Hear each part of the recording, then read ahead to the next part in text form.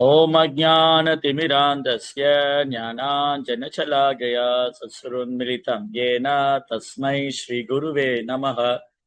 नमो विष्णुपादाय कृष्णपृष्ठाय भूतले श्रीमते भक्तिवेदान्त स्वामीति नामिने। नमस्ते सारस्वती देवे गौरवाणी प्रचारिणे निर्विशेष शून्यवादी भाषाततेशतारिणे।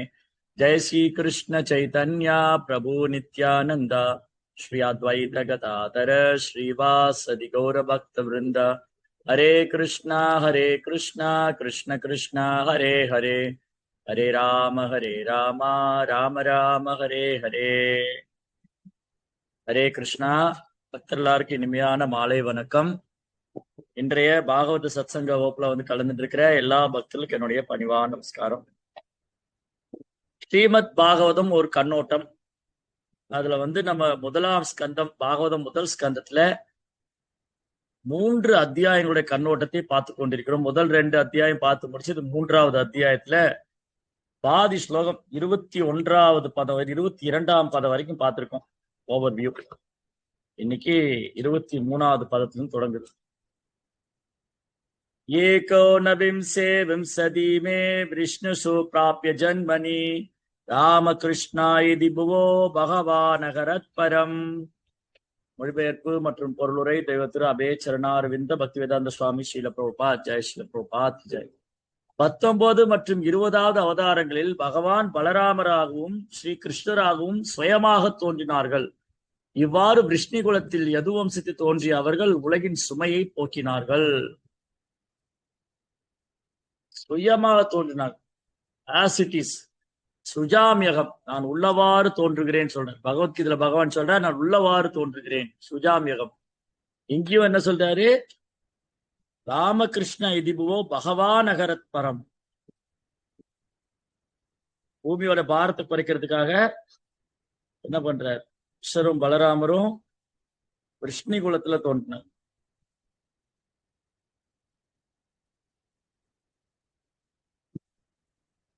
இப்போ இங்க முக்கியமான பாயிண்ட் என்னது? கிருஷ்ணரும் பலராமும் சுய ரூபத்தில் அப்படியே ஆசிட்டிஸ் வந்திருக்காங்க. கிருஷ்ணா பரமபுருஷோத்தமனால முழுமுதற் கடவுள், பலராமருடைய முதல் விரிவங்கம். 2 பேரும் யதுகுலத்துல தோன்றியதுனால, யதுகுலத்துல பகவான் தோன்றியதுனால பகவானுக்கு பெருமை அல்ல, யதுகுலத்துக்கு தான் பெருமை. அதுதான் குந்தி தேவி சொல்றாங்க 8th சாப்டர்ல.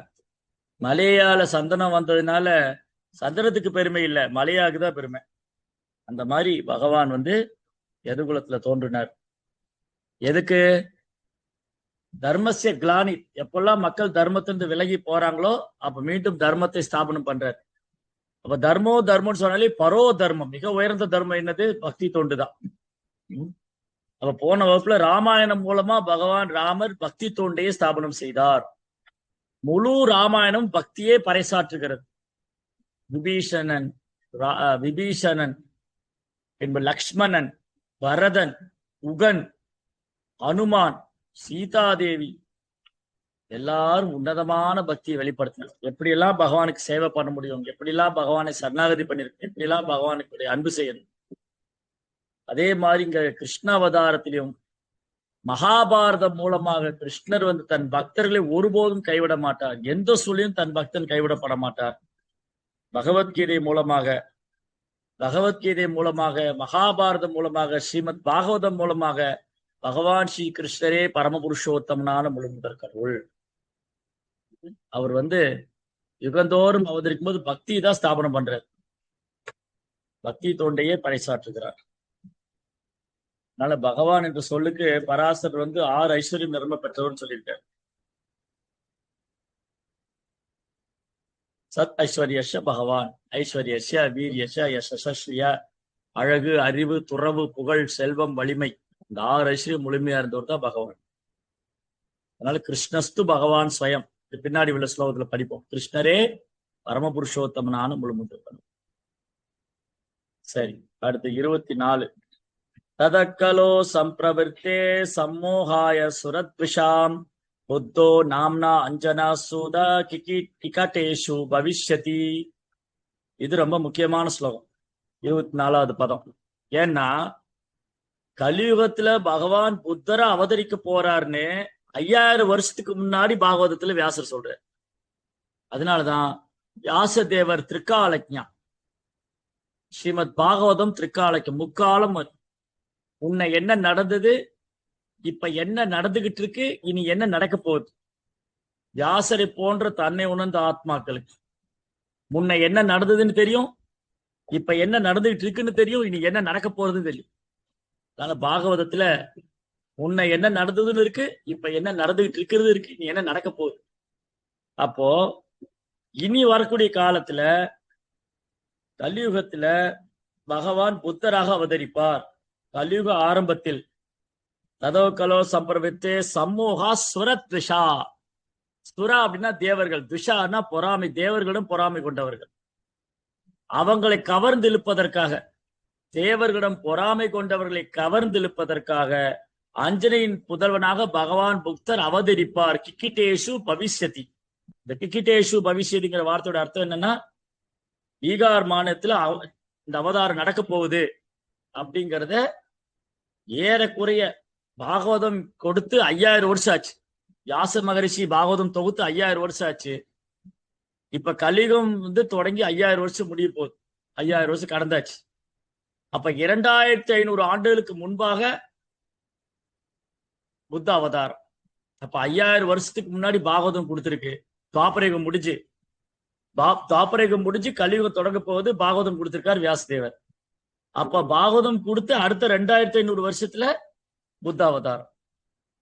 அதனாலதான் பாகவதம் அமலம் புராணம், அப்பழுக்கற்ற தூய்மையான புராணம்.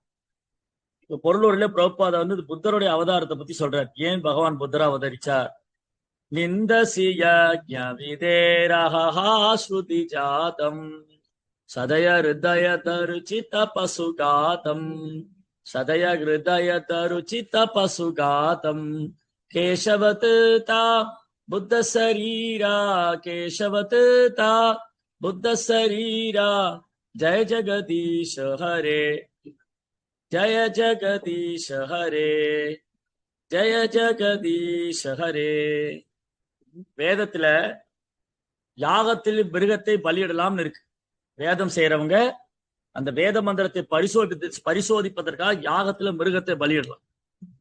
அதனால அதை அட்வான்டேஜா எடுத்துக்கிட்டு அதை சாதகமாக பயன்படுத்தி கொண்டு அப்பாவி மிருகங்களை யாகத்துல பலியிட்டு கொண்டே இருந்தார்கள். அந்த மிருகத்தை சுவைக்கவும் சாப்பிடவும் ஆரம்பிச்சிட்டாங்க. அதனால பகவானை புத்தரை அவதாரம் பண்ணி இந்த வேதங்களே கிடையாது. ஏன்னா வேதங்களை காரணம் காட்டி தானே பண்றீங்க. வேதத்துல சொல்லியிருக்கு அதான் பண்றோம், வேதத்துல சொல்லியிருக்கு அதான் பண்றோம். நான் வேதமே இல்லைன்னு சொல்லியிருக்கு. வேதத்துல சொல்ல விஷயத்த என்ன ஃபாலோ பண்ணணுமோ அதை விட்டுட்டு, வேதத்தினுடைய நோக்கம் என்ன, வேதத்தினுடைய குறிக்கோள் என்னவோ அதை விட்டுட்டு வெறுமனே இந்த யாக சடங்கு மட்டும் பிடிச்சுக்கிட்டாங்க. வேதை சர்வை ரகமேவ வேத்யோ வேதாந்த கிருத் வேதவித் விதேக சாகம். வேதங்களால் அறியப்பட வேண்டியவர் கிருஷ்ணா, வேதங்களை முற்றிலும் அறிந்ததும் கிருஷ்ணா, வேதங்களை தொகுத்ததும் கிருஷ்ணா. ஆனா என்ன பண்ணிட்டாங்க, அதை விட்டுட்டாங்க. ஓ, வேதத்துல யாகம் செஞ்சா இந்த பலன் கிடைக்கும், இந்த யாகம் பண்ண அந்த பலன் கிடைக்கும், அந்த யாகம் பண்ண இந்த பலன் கிடைக்கும், நிறைய பலன்கள்லாம் இருக்கே, பலநோக்கு கர்மம்.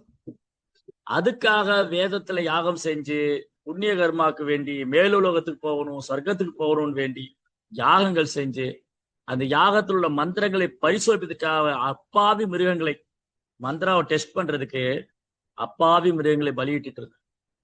அப்ப பகவான் புத்தரா இதை நிறுத்தணும்னு சொன்னா முதல்ல வேதத்தை நிராகரிக்கணும். அதனால புத்தர் என்ன பண்ணார், வேதமே கிடையாது, வேதங்கள்லாம் மனுஷங்க எழுதி வச்சது, இந்த உலகம் பொய்யானது, படைப்பாளி என்று ஒருவர் கிடையாது. புத்தர் என்ன சொல்றார், படைப்பாளி என்று ஒருவர் கிடையாது, இந்த உலகம் பொய்யானது, வேதங்கள்லாம் மனுஷங்களா எழுதி வச்சுட்டாங்க, நானே உங்களுக்கு ஒரே இலக்கு, என்னை நீங்கள் பின்பற்ற வேண்டுங்கள், ஆசையை திறந்து விடுங்கள், மிருகவதையை நிறுத்தி விடுங்கள். இதெல்லாம் சொல்லி எல்லாரையும் கவர்ந்து விட்டார் புத்தர். புத்த கொள்கை ஏறக்குறைய நாஸ்திகம் தான். வேதனா மானினா பௌத்த கோயில நாஸ்திக். சைத்தன்ய மாப்பிள்ளை என்ன சொல்றாரு, வேத கொள்கை நாஸ்திகம் சொல்றாரு. ஏன் புத்தர் நாஸ்திகம் பேசினாரு, இந்த நாத்திகர்களை கவர்வதற்காக.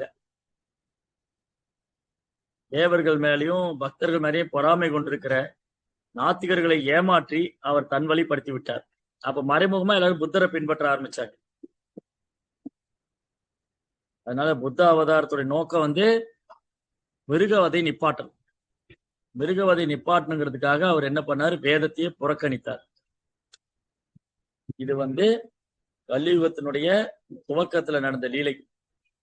ஆனா துவாபர யுகம் முடியும் போது வியாச மகரிஷி இதை சொல்லியிருக்காரு, பகவான் புத்தரா அவதரிக்க போறார் அப்படின்னு.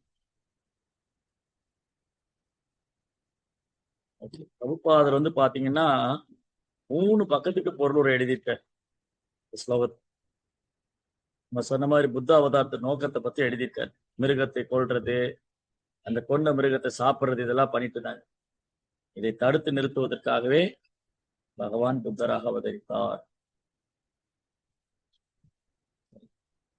சுரத்விஷா அப்படின்னா பொறாமை கொண்டவர்கள், பக்தரிடம் விரோதம் கொண்டிருப்பவர்கள், அவர்களை கவர்ந்திருக்கிறதுக்காக.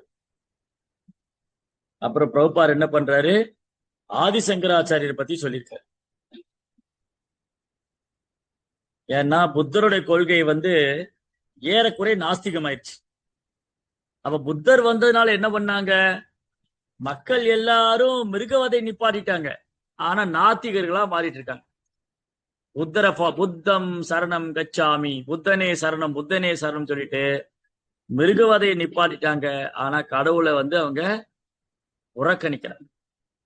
வேதங்களை புறக்கணித்தார்கள், இறை வழிபாடு எல்லாத்தையும் புறக்கணித்து புத்தனே கதின்று.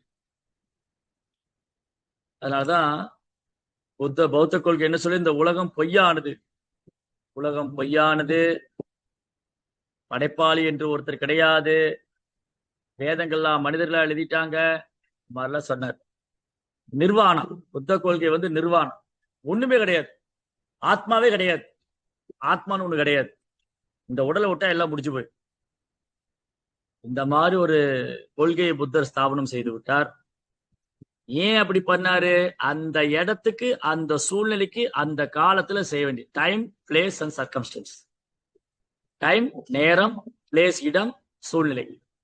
அந்த இடம், நேரம், சூழ்நிலை கருத்தில் கொண்டு பகவானே புத்தனாக அவதாரம் செய்து வேதங்களை புறக்கணித்தார். இப்ப என்னாச்சு, எல்லாரும் புத்த கொள்கையை ஏத்துக்கிட்டாங்க, ஆனா நாத்திகர்களா மாறிட்டாங்க. அப்ப பகவான் என்ன பண்ணாரு, ஆதிசங்கரர் அனுப்பிச்சு வச்சார். ஆதிசங்கராச்சாரியர் அவர் சிவபெருமானின் அவதாரம். அப்போ சிவபெருமான் இந்த பூமியில வர்றதுக்கு முன்னாடி பார்வதி தாயார்கிட்ட சொல்றார், பார்வதி தேவிட்ட, ஓ பார்வதி தேவி, மாயாவாதம் அசசாஸ்திரம் பிரச்சன்யம் பௌத்தமுச்சதே மையேவ விகிதான் தேவி கலோ பிராமண மூர்த்தினா. ஓ தேவி, நான் கலியுகத்துல ஒரு பிராமண குலத்துல பிறக்க போறேன், பிறந்து மாயாவாத கொள்கையை பத்தி பேசுறேன். மாயாவாதம் அசத் சாஸ்திரம், உண்மை சாஸ்திரத்துக்கு எதிரா, உண்மை இல்லாத சாஸ்திரத்தை பேசு. எதுக்கு, பௌத்த கொள்கையை முறியடிக்கிறதுக்காக. பிரச்சன்யம் பௌத்தம் உச்சதே மையேவ விகிதான் தேவி, நானே கலியுகத்துல பிராமண குலத்துல பிறப்பேன்னு சொல்லி. அப்படி ஆதிசங்கராச்சாரியர் தோன்றி என்ன பண்ணாரு, மாயாவாத கொள்கையை ஸ்தாபனம் பண்ணார். பாரதம் முழுவதும் சுற்றுப்பயணம் செஞ்சார். கிழக்கு, மேற்கு, வடக்கு, தெற்கு 4 திசைகள். வடக்கே ஜோஷி மட், தெற்கே ஸ்ருங்கேரி மட், அப்புறம் கிழக்கே துவாரகா மட், மேற்கே ஜெகநாத் மட், பூரி மட். இந்த 4 மடங்களை நிறுவி அதுல தன்னுடைய பிரதான சன்னியாச சீடர்களை அமர்த்தி பாரதம் முழுதும் சுற்றுப்பயணம் பண்ணி மாயாவாத கொள்கையை ஸ்ட்ராங்கா எஸ்டாப்ளிஷ், புத்த கொள்கையை விரட்டி அடிச்சிட்டார். அந்த நேரத்துல ஆதிசங்கருடைய வருகை தேவை இருந்தது. டைம், பிளேஸ் அண்ட் சர்க்கம்ஸ்டன்ஸ், அந்த இடத்துக்கும் அந்த சூழ்நிலைக்கும் அந்த காலத்துக்கு ஏற்றார் போல ஆதிசங்கராச்சாரியர் புத்தர் வழியிலேயே போனார். புத்தர் வழியிலேயே போயிட்டு என்ன பண்ணிட்டாரு, புத்தர் என்ன சொன்னார், இந்த உலகம் பொய். ஆமா, ஆதிசங்கர் சொல்ல, ஆமா இந்த உலகம் பொய். என்னப்பா புத்தர் கொள்கை ஆதிசங்கர் ஒத்துக்கிட்டாரு, ஆமா. புத்தர் சொன்னார் இந்த உலகம் பொய், ஆதிசங்கர் சொல்றார் ஆமா இந்த உலகம் பொய், ஆனா பிரம்மம் என்று ஒன்று அது சத்தியம், பிரம்ம சத்தியம் ஜெகன் மித்யா. இந்த உலகம் பொய்யானது, அந்த பிரம்மமே சத்தியம்னு ஆதிசங்கர் சொல்றார். அப்புறம் ஆதிசங்கர் என்ன பண்ணார், இந்த பிரம்மம் தான் எல்லாமே, பிரம்மத்தின் எல்லாம் தோன்றுது, பிரம்மம் நித்தியமானது, அழிவற்றது, ஆன்மீகமானது, நீதான் அந்த பிரம்மம், அதை நீ உணராம இருக்க, நீ உணர்ந்து விட்டால் நீயும் பிரம்மம் ஒன்னாயிரலாம். சர்வம் கலோ இதம் பிரம்மம், எல்லாம் பிரம்மத்துல தொடங்குது, எல்லாம் பிரம்மத்துல முடிங்குது. அகம் பிரம்மாஸ்மி, நானும் அந்த பிரம்மம். நானும் அந்த பிரம்மம் ஒண்ணு. சோகம் சிவோகம் சிவோகம், நானும் அந்த பிரம்மம் ஒண்ணு, அகம் பிரம்மாஸ். அதனால ஆதிசங்கருடைய கொள்கை என்னது? மாயாவாதம். அதாவது தன்னை கடவுளா நினைத்துக் கொள்றது. நீ தான்ப்பா கடவுள், அதை மறந்துட்ட. நீ உன்னை உணர்ந்தால் நீ கடவுளாயிடலாம். அகம் பிரம்மாஸ்மிங்கிற நிலைக்கு நீ வந்து விட்டால் நீ கடவுளோடு ஒன்றாகி விடலாம். அப்புறம் நீ வேற, கடவுள் வேற இல்ல. இந்த அத்வைத கொள்கை. அத்வைதம்னா எல்லாம் ஒண்ணு. இந்த மாதிரி கொள்கையை அவர் சொல்ல வேண்டி இருந்தது அந்த சூழ்நிலைக்கு. There must be a time, place and circumstance. நேரம், காலம், சூழ்நிலை, இடம். நேரம், இடம், சூழ்நிலை. அதெல்லாம் அப்படி சொன்னார். இது எப்ப நடந்தது? ஏறக்குறைய புத்த அவதாரம் முடிஞ்சதுக்கு அப்புறம் 2500 வருஷம்னா இது ஒரு 1500 வருஷத்துக்கு முன்னாடி ஆதிசங்கராச்சாரியர். அதுக்கப்புறம் 1000 வருஷத்துக்கு முன்னாடி ஸ்ரீபாத் ராமானுஜ ஆச்சாரியர் வந்தார். அவர் வந்து ஆதிசங்கர் வழியிலேயே போய் சொன்னாரு, ஆமா இந்த உலகம் பிரம்ம சத்தியம், பிரம்மன் ஒண்ணு இருக்கு. ஆமா பிரம்மன் ஒண்ணு இருக்கு. ஆனா இந்த உலகம் பொய்யானதல்ல, தற்காலிகமானது. இது கிருஷ்ணாவுடைய சக்தி. கடவுள் இருக்கார், அவருக்கு ரூபம் உண்டு, அவருக்கு உலகம் உண்டு. அந்த மாதிரி ராமானுஜர் வைஷ்ணவத்தை ஸ்தாபனம் பண்ணார். விசிஷ்டாத்வைதம் வந்து ஆதிசங்கரது அத்வைதம், ராமானுஜர் விசிஷ்டாத்வைதம். விசிஷ்டாத்வைதம்னா அத்வைத கொள்கையில வழியில போயே வேறுபடுத்தி காமிக்கிறது. பிரம்மம் இருக்கா? பிரம்மம் உண்டு. இந்த உலகம் பொய்யானதா? இல்ல, இந்த உலகம் உண்மையானது, தற்காலிகமானதான். பொய்யல்ல, தற்காலிகமானது, தோன்றி மறையக்கூடியது. அப்புறம் பகவானை வழிபாட்டு முறைகள்லாம் ஆதிசங்கராச்சாரியர் சொன்னார். ராமானுஜாச்சாரியர். அதுக்கப்புறம் மத்வாச்சாரியர் வந்து மேலும் உறுதிப்படுத்தினார், என்றைக்குமே ரெண்டு தான், துவைதவாதா. ஜீவனும் பரமனும் வேற வேற. முக்திக்கு பிறகும் தனித்தன்மை தொடரும். ஜீவாத்மா பரமாத்மா என்றைக்கும் ஒன்றாக முடியாது.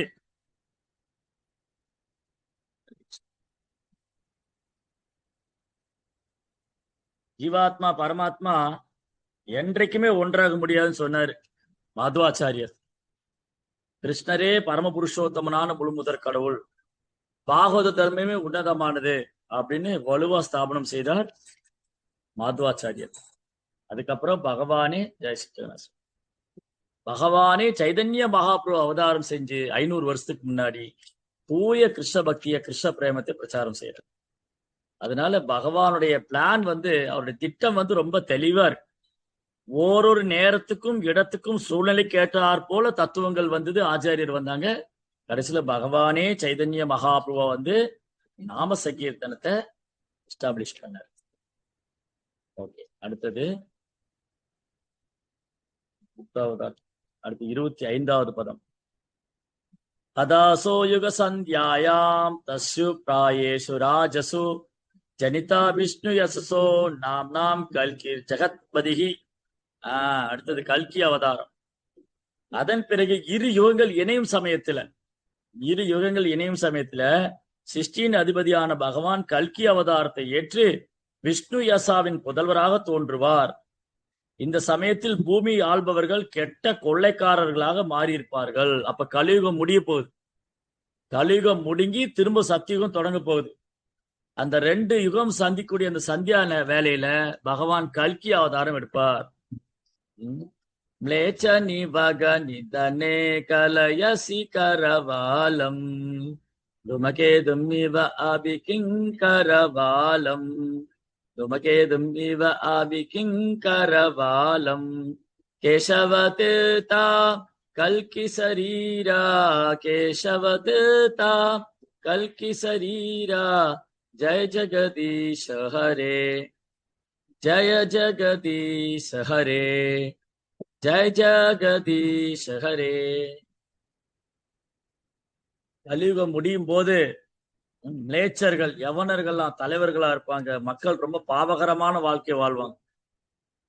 அப்போ அந்த கலியுகத்துல துஷ்ட அசுர குணம் படைத்த அசுரர்கள் எண்ணிக்கை அதிகமாயிடும். அப்போ பகவான் கல்கி அவதாரம் செய்து அசுரெல்லாம் வதம் செய்து மீண்டும் சத்தியுகத்தை கொண்டு வருவார். அப்ப பாருங்க, இது துவாபர யுகத்தோட முடிவுல வியாசர் சொல்றாரு, கலியுக முடிவுல கல்கி அவதாரம் பகவான் பண்ண போறார். அதுதான் எனக்கு ஸ்பெஷல். அடுத்தது அந்த இடம்லாம் சொல்லியிருக்கு, பகவான் எந்த இடத்துல யாருக்கு குழந்தையா வரப்போறார். கர்நாடகா மாநிலத்துல சம்பல் என்னும் கிராமத்துல விஷ்ணு யாசாங்கிறவருக்கு குழந்தையா வருவார் அப்படிங்கிற தகவல் வர கொடுத்திருக்கு. அதுவே ஸ்ரீமத் பாகவதத்தின் ஆதாரமாகும். என்ன சொல்லியிருக்கு?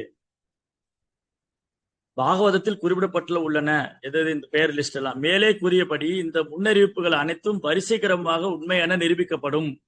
அதுவே ஸ்ரீமத் பாகவத்தின் ஆதாரமாகும். பாகவத்துல சொன்ன மாதிரியே புத்த அவதாரம் பகவான் பண்ணினார். அதே மாதிரி இறுதியில கல்கி அவதாரம் பண்ண போறார். பாகவத்துல சொல்லியிருக்கு 500 வருஷத்து கலியுகத்து தொடக்கத்துல பகவான் சைதன்ய மகாபிரபு அவதாரம் செய்வார். கலேர் தோச நிதிராஜன் அஸ்தி ஏகோர் மகான் குணா கீர்த்தனா ஏவ கிருஷ்ணஸ்ய முக்த சங்கப்பரம். பாகவத்துல சொல்லியிருக்கு, கிருஷ்ணவர்ணம் துஷா கிருஷ்ணம் சாங்க உபாங்க அஸ்திரம் யஜ்யம் சங்கீர்த்தன பிராய ஜெயதிகே ஸ்மேதஸ்பர். பகவான் கிருஷ்ணரே உருக்கிய பொன்னிறத்துல வருவார். அவர் கருப்பு கிடையாது, பொன்னிறத்துல இருப்பார். அவர் நாம சங்கீர்த்தனத்தை ஸ்தாபனம் பண்ணுவார். அவர் தன் சகாக்களோடும் அஸ்திரங்களோடும் பரிவாரங்களோடும் தோன்றுவார். அப்ப சைதன்ய மகாபிரபு அவதாரத்தை பற்றியும் பாகவத்துல சொல்லியிருக்கு. அடுத்தது 26வது பதம். அதுவும் நடந்தது. புத்த அவதாரம் நடந்தாச்சு, சைதன்ய மகாபிரபு அவதாரம் நடந்தாச்சு. இனி அடுத்தது கல்கி அவதாரம் தான் பாக்கி. அவதாரகி அசங்கேயா ஹரே சப்தநிதே த்விஜஹ யதா விதாசினா குல்யஹ சரசகஸ்யோ சகஸ்ரசக. ஓ பிராமணர்களே, பகவானுடைய அவதாரங்கள் வற்றாத நீர்த்தேக்கத்திலிருந்து பாய்ந்தோடும் சிற்றாறுகளைப் போல எண்ணற்றவையாகும். கடல்ல அலை வர்ற மாதிரி எவ்வளவு அலை வந்ததுன்னு யாரா சொல்ல முடியுமா? இப்ப 1000 அலை முடிச்சது, 1010, 1021 சொல்லும். அது எண்ணிலடங்காத அலைகள் வந்து கொண்டே இருக்கு. அந்த மாதிரி பகவானும் நித்தியமா பல்வேறு லீலைகளும் அவதாரம் செய்து கொண்டே இருக்கிறார். இதெல்லாம் எதுக்காக? அதெல்லாமே கலியுக மக்கள் கட்டுண்ட வாழ்க்கையிலிருந்து விடுவிக்கிறதுக்காக, கிருஷ்ண பக்தியை கொடுக்கறதுக்காக. இந்த அவதாரங்களை எப்படி கண்டுபிடிக்கிறது? இவர் பகவானுடைய அவதாரம். ஏன்னா கலியுகத்துல நிறைய போலி அவதாரம் வருவாங்க. கலியுகத்துல நிறைய போலி அவதாரம். அம்மா அவதாரம், ஐயா அவதாரம், அப்பா அவதாரம், ஏத்து வீட்டு அவதாரம், பக்கத்து வீட்டுக்கார அவதாரம், சோமினி அவதாரம். அப்ப அவதாரம் என்றால் ஆன்மீக உலகத்தில் இறங்கி வருவது. அப்ப அவதாரத்துக்கான அடையாளம் என்ன? 5-6 அடையாளங்கள் இருக்கு. பரீட்சை பண்ணலாம். இது கிருஷ்ணருடைய அவதாரமா? யாரா ஒருத்தர் சொல்றாரு இந்த சாமிஜி கடவுளுடைய அவதாரம், அந்த மகான் கடவுளுடைய அவதாரம் சொன்னா இந்த செக்லிஸ்ட் நம்ம கையில வச்சுக்கணும். இந்த செக்லிஸ்ட் வச்சு இதுல கரெக்டா பொருந்துதான்னு பார்க்கணும். அப்படின்னா ஒத்துக்கலாம். அந்த செக்லிஸ்ட்ல முதல் பாயிண்ட் என்னது? சாஸ்திரத்துல சொல்லியிருக்கா இவர் இந்த சாமிஜி கடவுளுடைய அவதாரம்னு பாகவத புராணத்திலயோ வேதங்கள்லயோ உபநிஷத்துக்கள்லயோ சொல்லியிருக்கா? அப்படின்னா டிக் பண்ணிக்கலாம், ஏத்துக்கலாம். இல்லையா ரிஜெக்ட். நீங்க ரிஜெக்ட், உங்க பேப்பர் ரிஜெக்ட், நீங்க போலாம். யாராவது தன்னை கடவுளுடைய அவதாரம் சொன்னா சாஸ்திரத்துல பரிந்துரைக்கிறது சொல்லியிருக்கா? முதல். 2வது ஆச்சாரியன்மார்கள் சொல்லியிருக்காங்களா? ராமானுஜ ஆச்சாரியர், மாதவாச்சாரியர், நிம்பார்க்கசாமி, விஷ்ணு சுவாமி, பிரபுபாதர், பக்தி சித்தாந்த சாரஸ்வதி தாக்கூர், பக்தி வினோத் தாக்கூர், இந்த மாதிரி ஆச்சாரியர்கள் சொல்லியிருக்காங்களா? 3வது அவர் விஸ்வரூபத்தை காண்பித்திருக்காரா? 4வது அவர் கரங்கள்லயும் பாதங்களையும் நிறைய சின்னங்கள் இருக்கா? சங்கம், சக்கரம், கதை, தாமரை, அங்குசம், அப்புறம் தேர், ஜபமாலை, என்னென்னமோ இருக்கு. நிறைய அடையாளங்கள், சின்னங்கள்லாம் இருக்கு. அந்த சின்னங்களும் அடையாளங்களும் பொறிக்கப்பட்டிருக்கா? யாருமே செய்ய முடியாத அமானுஷ்யமான செயலை பண்றாரா? இதெல்லாம் செக்லிஸ்ட். ஒரு 6-7 செக்லிஸ்ட் இருக்கு. இதை வச்சு நம்ம செக் பண்ணணும், பரிசோதிக்க வேண்டும். பரிசோதனை பட்டியலை வைத்து நாம் பரிசோதிக்க வேண்டும். இவர் கடவுளுடைய அவதாரம் என்று சாஸ்திரத்துல பரிந்துரைக்கப்பட்டு சாஸ்திரத்துல சொல்லியிருக்கா? ஆச்சாரியன்மார்கள் ஒப்புக்கொண்டிருக்காங்களா? யாருமே செய்ய முடியாத அமானுஷ்யமான செயலை பண்ணிட்டு இருக்காரா? அப்புறம் பகவானுடைய இவர் கரங்கள்லயும் பாதங்களையும் சின்னங்கள் இருக்கா? அப்புறம் விஸ்வரூப தரிசனம் காமிச்சிருக்காரா? இந்த மாதிரி எல்லாம் பரிச்சுப்பாங்க. அப்புறம் ஒத்துக்கலாம். இதுல எதுவுமே இல்லைன்னா ஒத்துக்க முடியாது. ஏமாற்றுக்கார பகவான், வயசான பகவானுக்கு ஏது வயசாகும்? அவர் எப்பவும் நவயவனம். ஆனா வயசாயி தாடி உள்ள வச்சவங்கள, வயசாயி தாடி வச்சு கண் பார்வையெல்லாம் போனவங்களை எல்லாம், காது கேட்காதவங்க, வீல் சேர்ல உட்காந்துருக்கலாம் பகவானுடைய அவதாரம். இது மக்களை ஏமாற்றும் வேலை. அந்த அவதாரங்களை பற்றி பட்டியல் வந்து பாகவத்துல கொடுத்துருக்கு. அதுக்கப்புறம்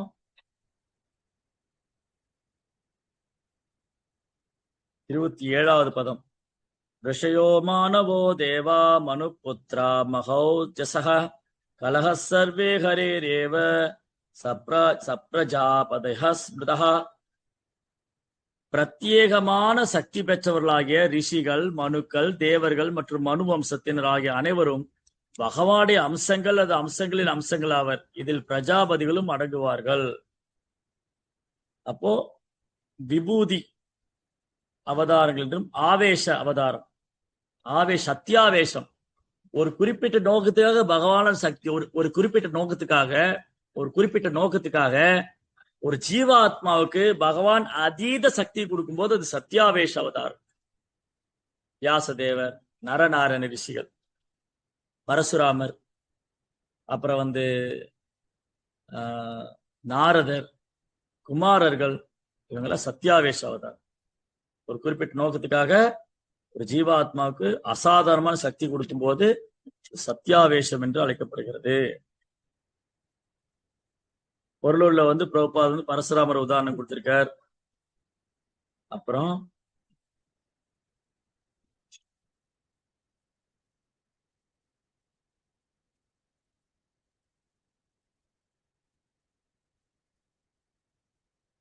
இந்த அவதாரங்கள் பற்றி பிரபுபாத் இங்கு விளக்கி சொல்லியிருக்கார். சத்தியாவேஷ அவதாரம், லீலாவதாரம், குணாவதாரம், மன்வந்தராவதாரம், 6 அவதாரம், 6 வகைப்படுத்திருக்கார்.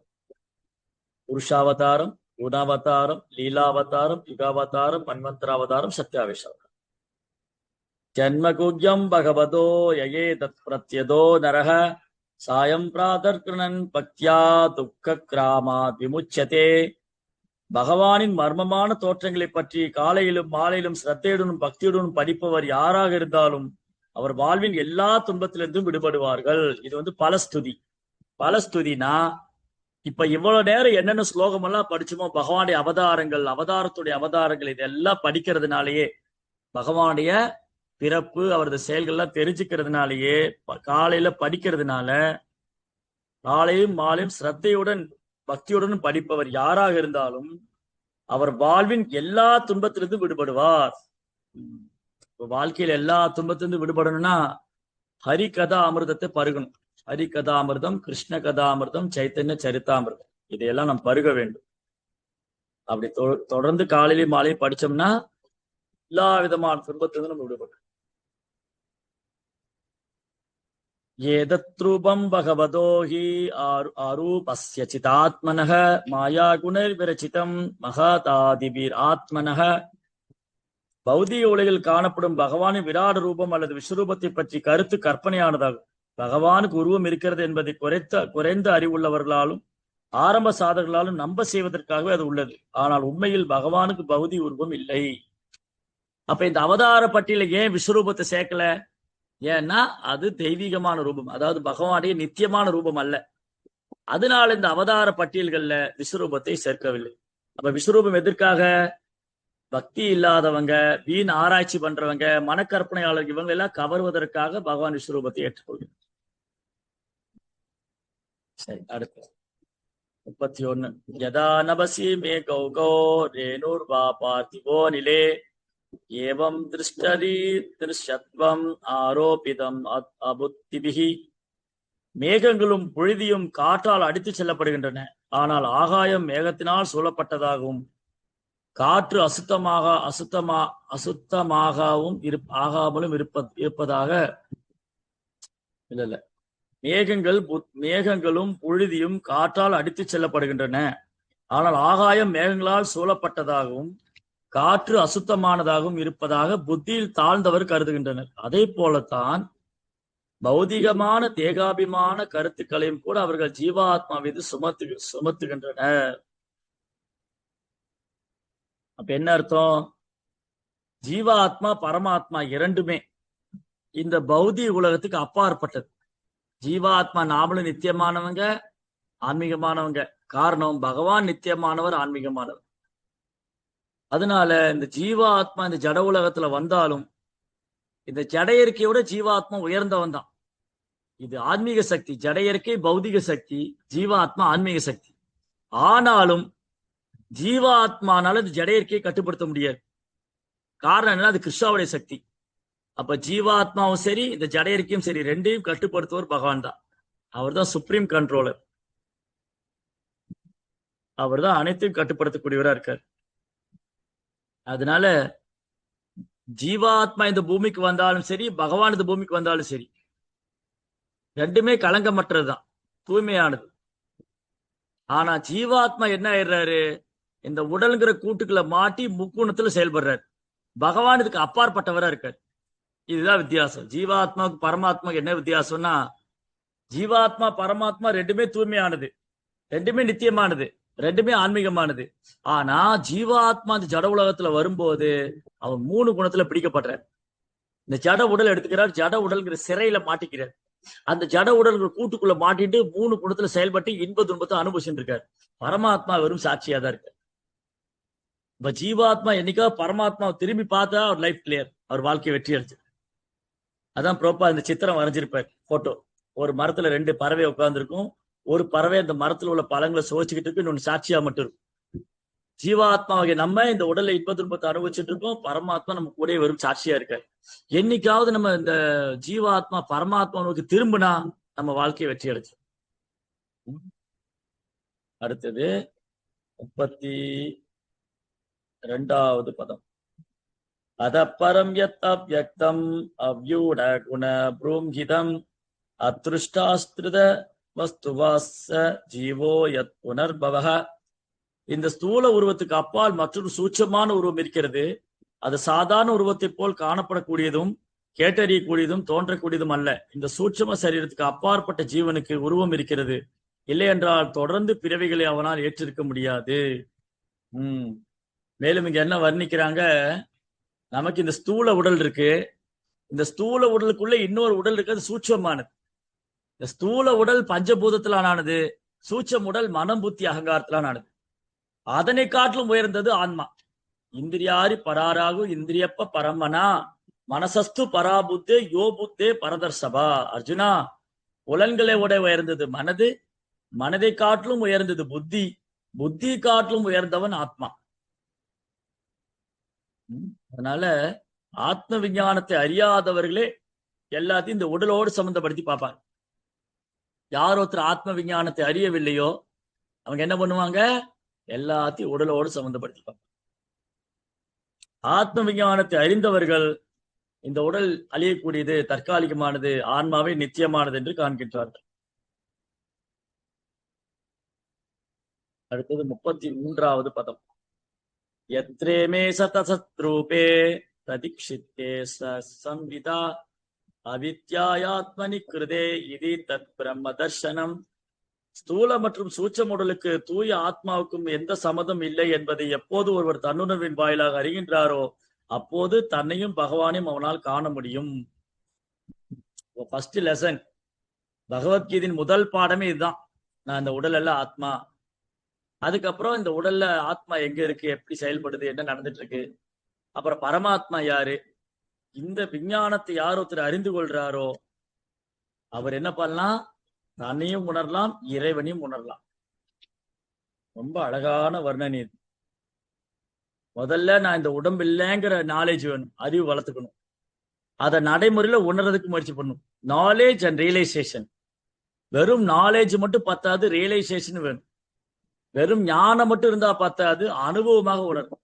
அப்ப இந்த உடல் எல்லாம் ஆத்மாங்கிற ஞானம் எல்லாருக்கும் இருக்கு. யாரெல்லாம் பகவத்கீதை படிக்கிறாங்களோ, சத்சங்கத்துக்கு வராங்களோ, ஞானம் இருக்கு, அந்த உடல் எல்லாம் ஆத்மா. ஆனா அனுபவம் இருக்கா, ரியலைசேஷன் வந்திருக்கா? அந்த நிலைக்கு வரணும். அது அனுபவபூர்வமா உணர ஆரம்பிக்கணும்.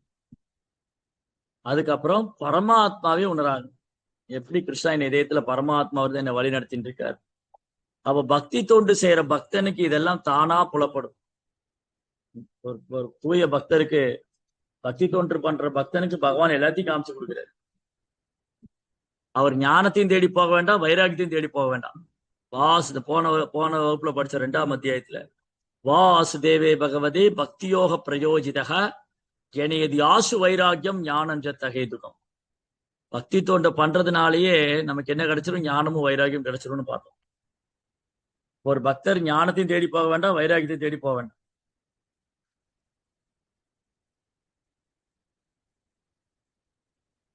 முப்பத்தி 4வது பதம்.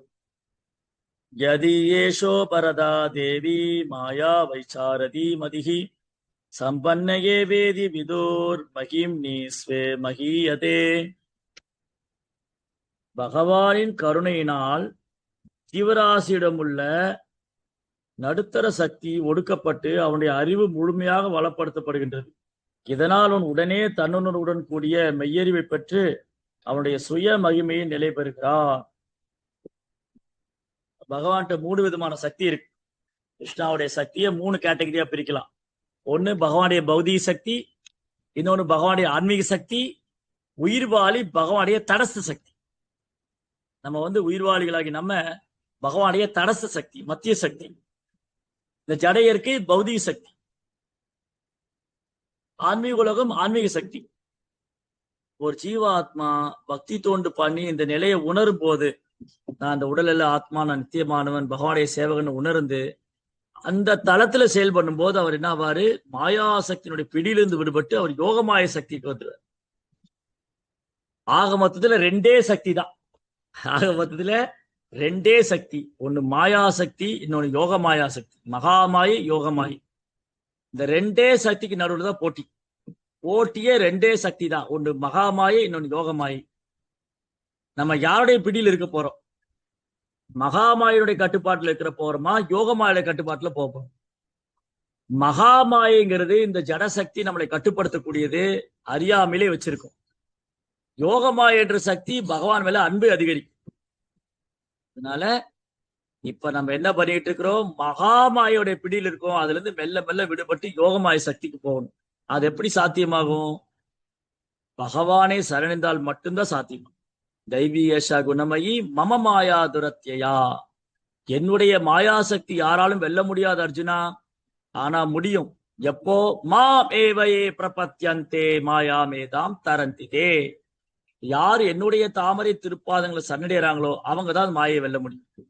அப்ப ஆன்மீக குருவுடைய தாமரை திருப்பாத்தை சரணடையணும், இல்லாட்டி பகவானுடைய தாமரை திருப்பாத்தை சரண். 2 வேற வேற இல்லை.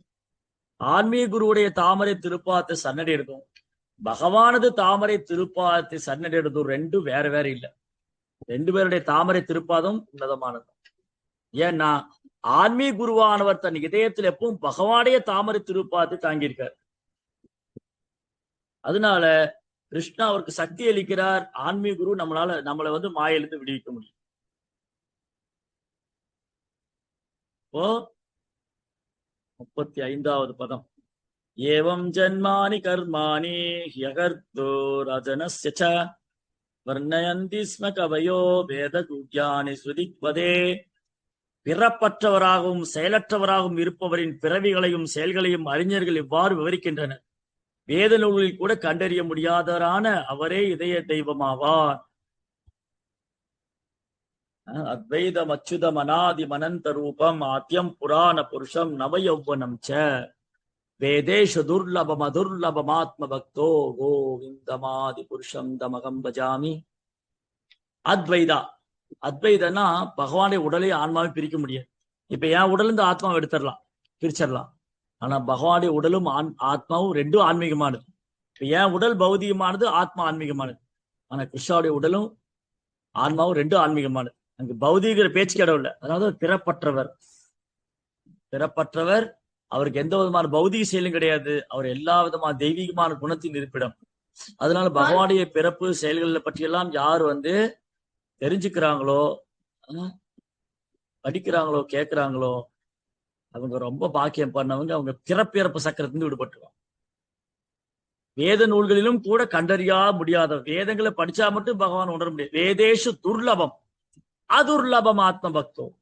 வேதத்தை படிச்சா மட்டும் பகவான் உணர்ந்துட முடியாது, அது ரொம்ப கஷ்டம். ஆனா பக்தியினால ரொம்ப சுலபமா உணர்ந்துடலாம். அந்த கோவிந்தனை நான் வணங்குகிறேன் பிரம்மா சொல்றேன்.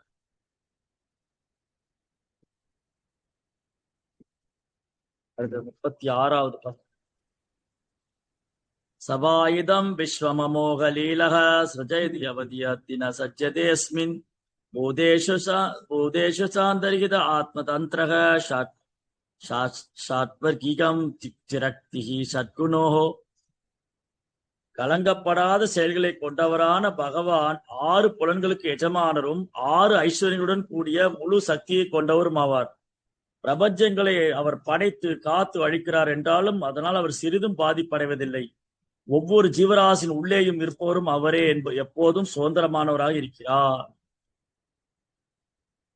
6 விதமான புலன் என்னது? 5 புலன்கள், மனம் 6வது புலன்.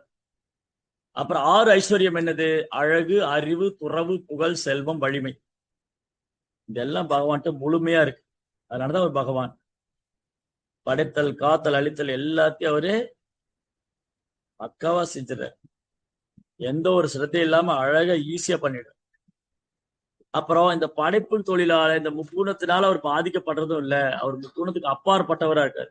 ஜடையர்க்கின் 3 குணங்கள் பகவான் தோன்றினாலும் அவர் எப்படி இருக்காரு? முக்குணத்துக்கு அப்பாற்பட்டவரா இருக்காரு. ஸ்வராட், அவர் முழு சுதந்திரமானவர். 37வது பதம். நச்சாஸ்ய கஸ்யின் நிபுணேன தாதுர் அவைதி சந்துஹு குமனீஷ ஊதிஹி நாமானி ரூபானி மனோபியசோபிஹி சந்தன் பதோ நடச்சரியர் இவாக்ஞஹ. ஒரு நாடக நடிகரை போல செயல்படும் பகவானின் உருவங்கள், நாமங்கள் மற்றும் செயல்கள் ஆகியவற்றின் உன்னத தன்மையை அறிவு பற்றாக்குறையா உள்ள மூடர்கள் அறிய முடியாது. அத்தகைய விஷயங்களை அவர்களுடைய கற்பனைகளாலோ அல்லது வார்த்தைகளாலோ கூட அவர்களால் விவரிக்க முடியாது. அத ஸ்ரீ கிருஷ்ண நாபாதி நாபவேத் கிராயம் இந்திரியை சேவோர்முகேகி ஜிவ்வாதோ ஸ்வயம் ஏவ ஸ்புரத்யதா. பகவானது நாம ரூப குணாதிசயங்களை இந்த ஜட புலன்களால உணர முடியாது. ஜட பகவானது நாமம், அவரது ரூபம், அவரது லீலைகள் இதெல்லாம் இந்த ஜட புலன்களால உணரக்கூடியதல்ல. இந்த ஜட கண்ணாலேயோ இந்த ஜட அறிவை வைத்துக்கொண்டோ சிறு மூளை வைத்துக்கொண்டோ உணரக்கூடியதல்ல, அல்லது கற்பனை செய்து உணரக்கூடியதல்ல, அது தர்க்கம் செய்து உணரக்கூடியதல்ல, அல்லது சாஸ்திர விசாரணம் செய்து உணரக்கூடியதல்ல. எப்படி உணர முடியும்? பகவானது நாம ரூப குணாதிசயங்களை பக்தி தொண்டால மட்டும்தான் உணர முடியும். பக்தியாமாம் அபிஜானாதி யாவான் யசாஸ்மி தத்வதக. பக்தி தொண்டால மட்டும்தான் பகவானை உள்ளது உள்ளவாறு அறிய முடியும். அதனால பக்தி தொண்டு பாதை ஏற்றுக்கொள்ளாதவங்களுக்கு பகவான் எப்பவும் புரியாத புதிராவே இருக்கார். அதுக்கு என்ன அனாலஜி கொடுத்திருக்காங்க? ஒரு நாடக நடிகரை போல செயல்படுறார். திடீர்னு நாடக நடிகர் காஸ்டியூம் மாத்திடுவாரு, ஆள் மாறி வருவார், கெட்டப் மாத்தி வருவார், கண்டுபிடிக்க முடியாது, கன்ஃபியூஷன் ஆயிடும். அப்ப முட்டாள்கள் என்ன நடிக்கிறாங்க? இது யாருன்னு தெரியலையே, அந்த அளவுக்கு ஒரு மேக்கப் போட்டிருக்க, அந்த நடிகரை கண்டுபிடிக்க முடியல.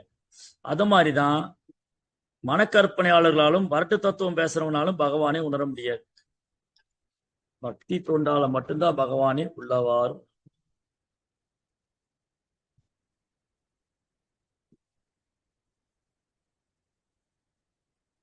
எட்டாவது பதம்.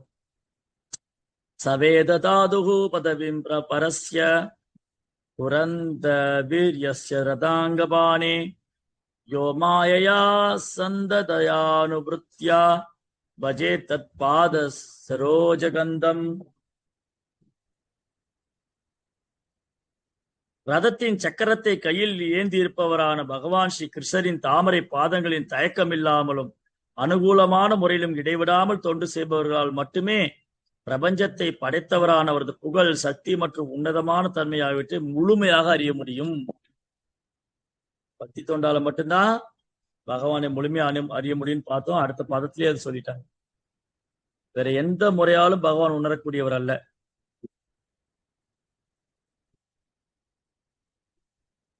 அதேகதஸ்யா பகவத் யுத்தம் யத்வாசுதேவே இலலோகநாதே உர்வந்தி சர்வாத்மகம் ஆத்மபாவம் நயத்ர பூயக பரிவர்த்தக்ரஹ.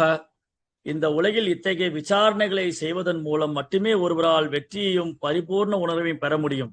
ஏனென்றால் அத்தகைய விசாரணைகள் அகில லோகங்களுக்கும் எஜமானரான முழுமுதற் கடவுளின் பரவசமான தெய்வீக அன்பை எழுப்பி பயங்கரமான பிறப்பு இறப்பின் தொடர்ச்சியிலிருந்து பூர்ணமான விடுதலைக்குரிய உத்தரவாதத்தை அளிக்கிறது. அப்ப எவ்வளவுக்குள்ள ஒருத்தர் பகவானை பத்தி கேட்கிறாரோ, பகவானது நாம ரூப குணாதிசயங்கள், அவரது பல்வேறு அவதாரங்கள், அவதாரத்தின் அவதாரங்கள், அவரது லீலைகள், இது எவ்வளவுக்குள்ள நம்ம கேட்கிறோமோ, எவ்வளவுக்குள்ள இதை பத்தி பாடுறோமோ, நினைக்கிறோமோ, அவ்வளவுக்கு அவ்வளவு நம்ம தூய்மையான உணவு, தூய நிலை அடைய முடியும். கலங்கமான வாழ்க்கை விடுபட்டு பரிசுத்தமான வாழ்க்கைக்கு நம்ம பக்தி தொண்டுல முன்னேற்றம் அடையும். அந்த மாதிரி கேட்கறதுனால பகவான் மேல என்ன ஆகும்? தூய்மையான அன்பு வெளிப்படையும். அது மூலமா பிறப்பு சக்கரத்தை நம்மளால வெட்டி வீழ்த்திடும். உத்தரவாதம் அளிக்கிறது, கேரண்டி. கிருஷ்ணரை கேட்டுக்கிட்டே, கிருஷ்ணரை பத்தி ஒரு கேட்டுக்கிட்டே இருக்காருன்னா கேரண்டியா சொல்லியிருக்கு, அவர் பிறப்பு சக்கரத்தை வெட்டி வீழ்த்தி விடுவார். 100% கேரண்டி. அதனால இங்க உத்தரவாதம், பாகவதம் உத்தரவாதம் கொடுக்குது இல்லையா? இப்போ ஒரு பொருள் வாங்கினா கேரண்டி கார்டு கொடுப்பாங்க. இப்போ உதாரணத்துக்கு நான் இந்த செல்போன் வாங்குறேன். அப்ப இந்த செல்போன் வாங்கும்போது என்ன பண்ணுவாங்க? இது ஒரு கேரண்டி கார்டு தருவாங்க. இதுக்கு ஒரு 1 இயர் கேரண்டி இருக்குங்க, நீங்க கீழே போட்டு உடைச்சா மட்டும் நாங்க மாத்தி தர மாட்டோம். வேற ஏதாவது டெக்னிக்கல் ப்ராப்ளம், டிஸ்பிளே சரியா ஒர்க் ஆகல, இல்ல வேற ஏதாவது ப்ராப்ளம் ஆயிடுச்சுன்னா நீங்க போன் கொண்டு வரலாம். அது மேனுபேக்சரிங் டிஃபெக்டா இருந்தா மாத்தி தருவாங்க. அப்ப என்ன பண்றாங்க? கேரண்டி கொடுக்குறாங்க. இந்த பொருளுக்கு நாங்க 5 வருஷம் கேரண்டி கொடுக்குறோம், 10 வருஷம் கேரண்டி கொடுக்குறோம். அந்த மாதிரி பாகவதம் ஒரு கேரண்டி கொடுக்குது. பாகவதம் என்ன கேரண்டி கொடுக்குது? யாரொருத்தரு பகவானது பல்வேறு அவதாரங்கள், அவதாரத்தின் நோக்கங்கள், லீலைகள், பகவானது நாம ரூப குணாதிசயங்கள், அவரது பிறப்பு செயலெல்லாம் கேட்கிறாங்களோ, படிக்கிறாங்களோ, அப்படி கேட்டுக்கொண்டும் பாடிக்கொண்டு இருப்பவங்களுக்கு உத்தரவாதம் உண்டு. அவங்க பிறப்பு சக்கரத்திலிருந்தே விடுபட்டுருவாங்க. அடுத்தது 40வது பதம். இதம் பாகவதம் நாம புராணம் பிரம்மசம் இதம் உத்தம ஸ்லோக சரிதம் சகார பகவான் ரிஷிகி நிஸ்ரேயசோகஸ்ய தன்யம் ஸ்வஸ்தியனம் மகத். ரொம்ப முக்கியமான ஸ்லோகம். இந்த பாகவதம், இந்த ஸ்ரீமத் பாகவதம் பகவானின் இலக்கிய அவதாரமாகும். இது பகவானின் அவதாரமாகிய சில வியாசதேவரால் தொகுக்கப்பட்டது. உலக மக்களின் இறுதி நன்மைக்காக ஏற்பட்டதாகும். மேலும் இது பூர்ணமான வெற்றி அளிப்பதும் பேரின்பம் அளிப்பதும் பரிபூர்ணமானதும் ஆகும். ஸ்ரீமத் பாகவதம் புராணம் அமலம், அப்பழுக்கற்ற உன்னதமான புராணம் ஸ்ரீமத் பாகவதம். அதனால எவ்வளவுக்கோ ஒருத்தர் பாகவதம் படிக்கிறாங்களோ, கேட்கிறாங்களோ, அவ்வளோக்கோளோ அவங்க பௌதிக பந்தத்திலிருந்தும் பௌதிக பற்றிலிருந்தும் விடுபடுவாங்க. பகவானுடைய இலக்கிய அவதாரம். பகவான் பாகவத ரூபத்தில் இருக்கார், லிட்டரரி இன்கார்னேஷன். இந்த ஓரொரு ஸ்லோகமும் பாகவதம். அது பகவான். பாகவத்தில் இருக்கிற ஓரொரு ஸ்லோகமும் பகவானும் வேற வேற இல்லை. அந்த அளவுக்கு பாகவதம் தூய பக்தி தோண்டையே தரக்கூடியது. அதனாலதான் பாகவதம் தொடக்கமே என்ன பறைசாற்றுது, என்னன்னு பார்த்தோம். ஓம் நமோ பகவதே வாசுதேவாய. அந்த பகவான் வாசுதேவனை நான் வணங்குகிறேன். தத்திதம் விஹாயா மாச சூதம் ஆத்மவதாம் வரம் சர்வவேதே நிதாஹாஸ் நிகாசானா சாரம் சாரம் சமுத்திரதம். சில வியாசதேவர் வேத இலக்கியங்கள் மற்றும் பிரபஞ்ச சரித்திரங்கள் ஆகிய அனைத்தின் சாராம்சத்தையும் பிரித்தெடுத்த பிறகு அந்த ஆத்ம ஞானிகளின் சிறந்தவரான தன் புத்தருக்கு உபதேசித்தார். அப்ப வியாசதேவர் எப்ப பாகவதம் தொகுத்தாரு? தன்னுடைய முதிர்ந்த நிலையில எல்லா வேத இலக்கியங்களும் கொடுத்ததுக்கு அப்புறம், பல சரித்திரங்களும் புராணங்கள்லாம் கொடுத்ததுக்கு அப்புறம் அதையெல்லாம் எடுத்து ஒரு எசன்ஸ் ஆக்கிட்டார்.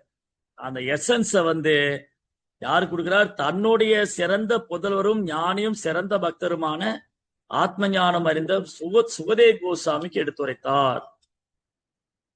பரம்பரா சிஸ்டம்.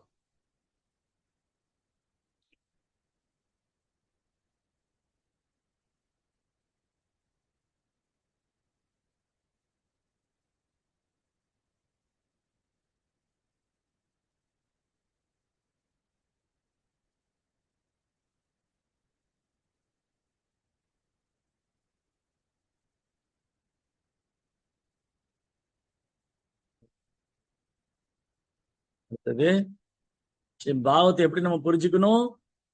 கீழப்பரம்பரையில இருந்து கேட்கணும்.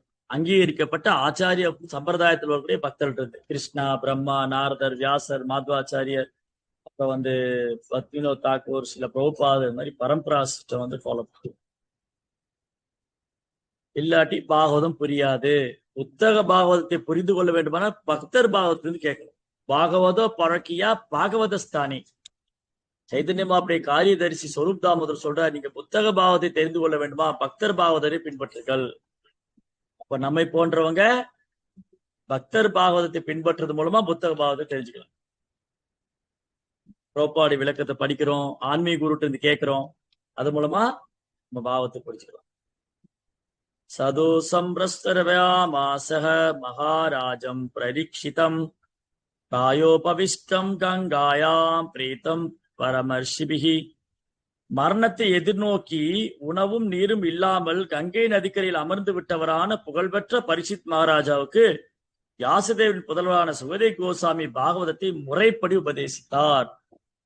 பாகவதம் எப்படி இறங்கி வருது? சீட பரம்பரை மூலமா வருது. அப்ப இங்க யாருமே சொந்த கருத்து சொல்லல. சுகதேவ கோசாமியோ, நாரதரோ, வியாசரோ, சூத கோசாமியோ, ஆச்சாரியன்மார்களோ யாருமே சொந்த கருத்தை சொல்லவில்லை. கிருஷ்ணாட்டிருந்து அப்படி இறங்கி வருது. கிருஷ்ணா, பிரம்மா, நாரதர், வியாசர், அப்படி பாகவதம் சீட பரம்பரை மூலமாக உள்ளது உள்ளவாறு பெறப்படுகிறது. சுகதேவ கோசாமி பரீட்சித் மகாராஜுக்கு என்ன சொன்னாரோ, சௌனகாதி முனிவர்கள் சூத கோசாமி சௌனகாதி முனிவர்கிட்ட என்ன பேசினாரோ, மைத்ரேயர் விதுரர்கிட்ட என்ன பேசினாரோ, கிருஷ்ணர் பிரம்மா கிட்ட என்ன பேசினாரோ, பிரம்மா நாரதர்கிட்ட என்ன பேசினாரோ, நாரதர் வியாசர்கிட்ட என்ன பேசினாரோ, வியாசர் சுகதேவ கோசாமிட்ட என்ன பேசினாரோ, அது அப்படிலாம் உள்ளபடி அப்படியே இருக்கு. அந்த ஸ்லோகமும் மாறல, அந்த விளக்கமும் மாறல.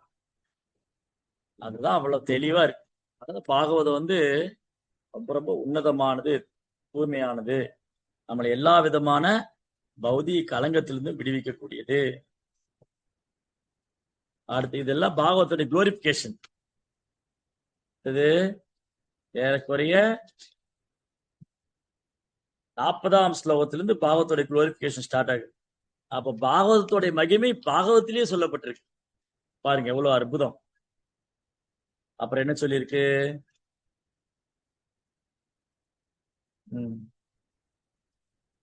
கிருஷ்ணே சதாமோ பகதே தர்ம ஜானாதிபி சக கலோ நஷ்டதாமேஷ புராணார்கோ அனுதோதிதஹ. இது ரொம்ப முக்கியமான ஸ்லோகம். இந்த பாகவத புராணம் சூரியனை போல பிரகாசமானதாகும். பகவான் ஸ்ரீ கிருஷ்ணர் தர்மம், ஞானம் போன்றவருடன் அவரது சொந்த வசிப்பிடத்துக்கு புறப்பட்ட உடனேயே இது உதயமாகி இருக்கிறது. கலியுகத்தில் அறியாமை என்னும் இருளினால் பார்வையை இழந்தவர்கள் இப்புராணத்திலிருந்து ஒளியை பெறலாம். அப்போ கலியுகத்துல பகவான் பாகவத ரூபத்துல இருக்கார். கலியுக மக்களுக்காக பகவான் பாகவத்தை விட்டுட்டு போயிருக்கார், பாகவத தர்மத்தை விட்டுட்டு போயிருக்கார். இன்னைக்கு தர்மம் பாகவத்துல இருக்கு. இன்னைக்கு ஒரே ஒரு கால்ல தான் நிக்குது. எருது ஒரு கால்ல நிக்குது, 3 காலை உடைச்சிட்டாங்க. எருது ஒரு கால் நிக்குது, அது தர்மங்கிற கால நின்று. அது தர்மம் இப்ப எங்க இருக்கு? பாகவதத்துல இருக்கு. பாகவதம் படிச்சா நம்முடைய உண்மையான தர்மம் என்ன நம்ம தெரிஞ்சுக்கலாம். அது பரமபுருஷரான பகவான் ஸ்ரீ கிருஷ்ணருக்கு சேவை செய்வதுதான்.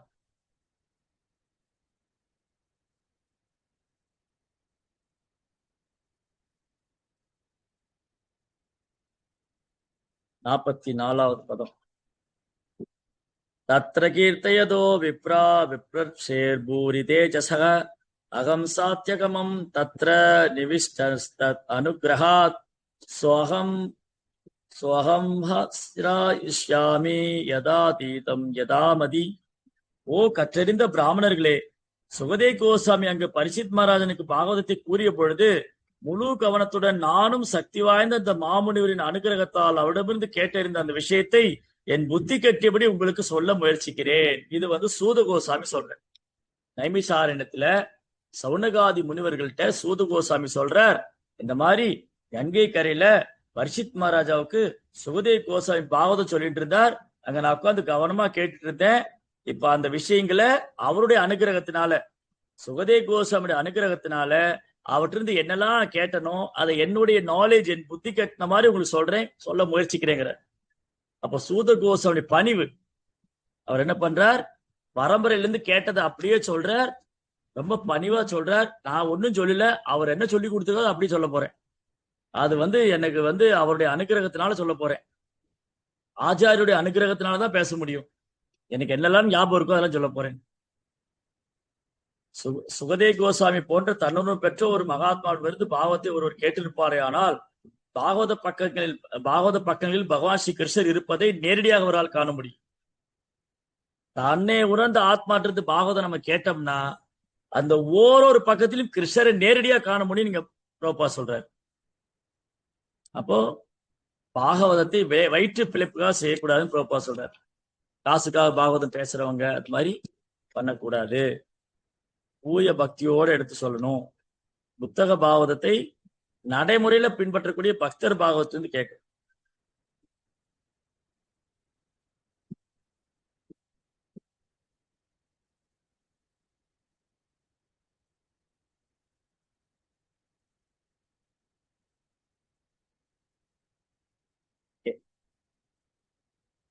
வேற பொருள் உள்ள போப்பா என்ன சொல்லியிருக்க?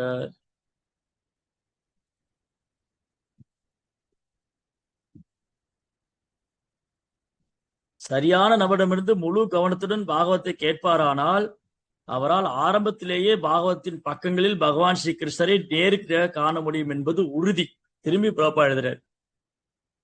அதனால பாகவதம் கிருஷ்ணர் வேற வேற இல்லை. அதனால நம்ம தன்னை உணர்ந்து ஆத்மாக்கிட்டது பாகவதம் கேட்கணும். இன்னைக்கு குருமார்கள் இருக்காங்க, அவங்களுடைய பாகவத வகுப்புகளை கலந்துகிட்டு அவங்ககிட்ட இருந்து கேட்கும் போது கிருஷ்ணரை நம்மளால் பாகவத்திலிருந்து அனுபவிக்க முடியும். கேந்திரா ஸ்ரீமத் பாகவதம் கி ஜெய், ஸ்ரீல பிரபுபாத் கி ஜெய். ஓகே, இதோடு இந்த 3வது அத்தியாயம் நிறைவடைகிறது. மொத்தம் 44 பதம். ஏ கிருஷ்ணா. சோ இதுல பல்வேறு அவதாரங்களை பத்தி சொல்லியிருந்தது. அதுக்கப்புறம் பாகவத்தோடைய மகிமைகளையும் பறைசாற்றப்படும்.